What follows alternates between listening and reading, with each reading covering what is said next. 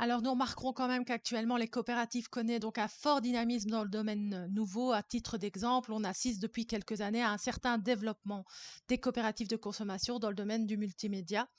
Autrement dit, quand on parle dans le domaine de multimédia, un crowdfunding est une sorte de coopérative où les gens s'unissent dans le même but et le financent en fonction de leurs propres deniers et en fonction de ce qu'ils savent mettre, donc de manière totalement démocratique. On peut comparer ça aussi à une coopérative. La coopérative est également fort à la mode car la solidarité malgré tout redevient, c'est-à-dire que on a connu des années où il y avait extrêmement peu de solidarité, encore à l'heure actuelle, mais un certain noyau dur se forme et fait ça de manière un petit peu plus formelle et crée des coopératives pour justement automiser un petit peu cette solidarité dans la coopérative de manière un peu plus officielle en tout cas. Alors, les deuxièmes organismes qui font partie de l'économie solidaire et sociale, ce sont les mutuelles. Donc, encore une fois, on parle de la France, mais la Belgique y est totalement dans le même style au niveau des coopératives, au niveau, pardon, de l'économie solidaire et sociale. Donc, le terme de mutuelle comprenait traditionnellement deux catégories d'organisations. On avait les mutuelles d'assurance et les sociétés de secours mutuels.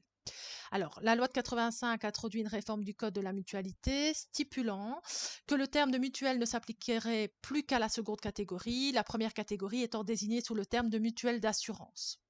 Les mutuelles sont des personnes morales de droit privé à but non lucratif qui conduisent des actions de prévoyance, de solidarité et d'entraide pour contribuer au développement culturel, moral, intellectuel et physique de leurs membres et à l'amélioration de leurs conditions de vie.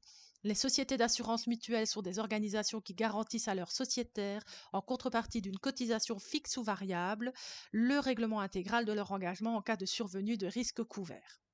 Si on veut un petit peu expliquer tout ça, ben, il y a deux types de mutuelles. Les sociétés d'assurance, mutuelles d'assurance, donc là, on paye une prime et on obtient un dédommagement en cas de problème, comme toute assurance. Mais ensuite, le secours mutuel, c'est la mutuelle que nous connaissons un peu plus lorsque nous sommes malades. Là, il y a un réel droit de solidarité qui est qu'on contribue à donner de l'argent, même s'il nous arrive rien, un peu comme les assurances. Mais en fait, les soins de santé coûtent tellement cher que c'est vraiment solidaire et prévoyant d'avoir une mutuelle pour pouvoir couvrir en cas de pépins de santé nos frais et ne pas se retrouver à devoir choisir entre la santé ou notre porte-monnaie. Donc ça améliore considérablement les conditions de vie. Si on prend un grand débat qui est notamment celui des États-Unis, on est bien d'accord que les États-Unis n'ont pas ce système de mutuelle. Obama avait mis en place un système plus ou moins équivalent avec des assurances de soins de santé qui a été de nouveau retiré par Donald Trump. C'est vraiment quelque chose qui avait changé la vie et la vision des Américains. Car il faut savoir qu'aux États-Unis, si vous êtes hospitalisé, ça vous coûte des milliers et des milliers et des milliers d'euros et beaucoup de gens n'arrivent plus à se soigner. C'est d'ailleurs pour ça qu'aux États-Unis, il y a énormément de fonds, de sortes de crowdfunding qui sont faits des fois pour soigner tout à chacun parce qu'ils n'arrivent pas à se soigner. Donc les mutuelles sont extrêmement importantes dans l'économie sociale et solidaire. C'est un des maillons forts de l'économie sociale et solidaire. Il nous concerne tous. Il ne faut surtout pas le négliger et surtout pas éventuellement aller contre ça, car c'est ce qui sauve encore beaucoup de vies aujourd'hui et qui oblige un petit peu aussi les hôpitaux à ne pas devoir faire trop de choix au niveau de soins entre quelqu'un qui a une mutuelle et quelqu'un qui n'en aurait pas, puisque vous savez que normalement la mutuelle est une obligation et donc du coup ça permet de pouvoir soigner tout le monde. Aux États-Unis, c'est pas forcément le cas. Dans les hôpitaux, on peut vous refuser de vous soigner parce que vous n'êtes pas couvert, car on sait très bien qu'ils ne récupéreront pas leur argent ou qu'il y a beaucoup de risques qu'ils ne récupèrent pas leur argent. Donc les mutuelles, c'est vraiment un maillon faible, un maillon fort, pardon, de tout ce qui est économie sociale et solidaire, et c'est même quelque chose d'extrêmement important à titre personnel, à titre citoyen. Évidemment, c'est ce qui sauve encore beaucoup de vies aujourd'hui, car vous le savez, la santé, c'est de l'argent, c'est un véritable business.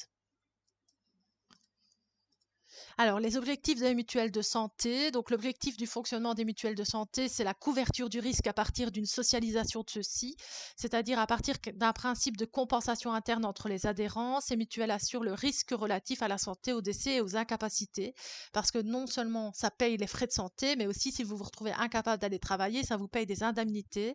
Et finalement, avec l'argent que tous les membres de cette coopérative versent, c'est ce qui permet de financer quand quelqu'un est absent au travail et qui ne peut pas être payé.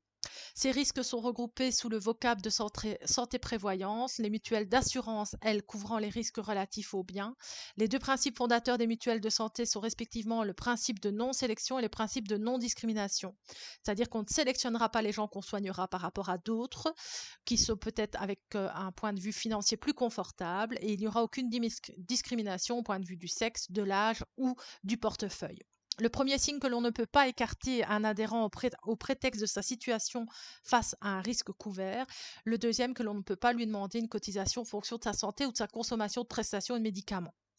Alors, pour ce premier point, je suis quand même un petit peu dubitatif. Il faut quand même donner une petite précision. C'est que lorsque vous vous inscrivez dans une nouvelle mutuelle, vous avez ce qu'on appelle le stage de 6 mois, durant lequel, en gros, vous ne devez pas déclarer une maladie grave, sinon on ne vous adhère pas dans la coopérative de la mutuelle. Parce que souvent, des gens s'inscrivent dans une mutuelle avec une meilleure couverture lorsqu'ils sont découverts ou dépistés d'un cancer, etc. Et donc ça, les mutuelles luttent contre ça en vous donnant un stage d'attente de 6 mois. Alors, c'est pas vraiment discriminatoire, mais il y a quand même une petite règle à respecter. Donc, dans ce second cas, la cotisation peut cependant varier en fonction du revenu et de l'âge. Ça, c'est souvent le cas dans les assurances complémentaires. Plus vous êtes âgé, plus vous allez payer cher. Et le tarif mutuel va également évoluer en fonction de votre âge, car les risques sont évidemment plus présents. Dans la pratique, les mutuelles de santé se sont développées en établissements agréés proposant des services de santé et des services sociaux. Les directives européennes font aujourd'hui que l'activité sociale, maison de retraite par exemple, doit rester accessoire par rapport à leur fonction d'assurance. Donc autrement dit, les mutuelles ne vont pas du tout couvrir les frais de maison de retraite, à part les frais de santé, hein, comme tout à chacun, mais pas les frais de maison de retraite. Et à savoir aussi que les mutuelles ne font pas que couvrir les soins de santé, car maintenant on voit aussi des vacances qui sont à prix modeste dans les mutuelles pour les enfants, etc., de tel ou tel âge, des stages, etc. Ils offrent une multitude de services. Ça s'est vraiment très très fortement développé au niveau des mutuelles de santé.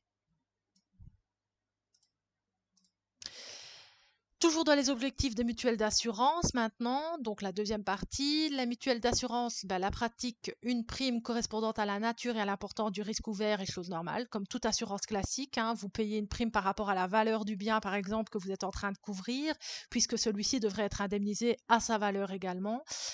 Les pratiques de sélection et de discrimination sont normalement pratiquées sous réserve de conditions de la loi.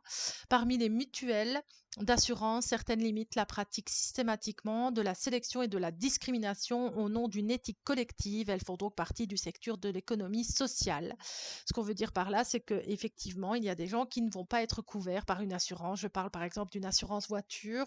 Il y a souvent des personnes qui sont refusées dans des assurances, qui peuvent se permettre cette sélection parce qu'ils ont eu trop d'accidents ou parce que pour des raisons peut-être qu'ils estiment que la personne n'est plus apte à prendre le volant, etc. Donc on part un petit peu sur une sélection plutôt qu'une discrimination. Bon voilà, après, libre à chacun de penser ce qu'il veut par rapport à ça.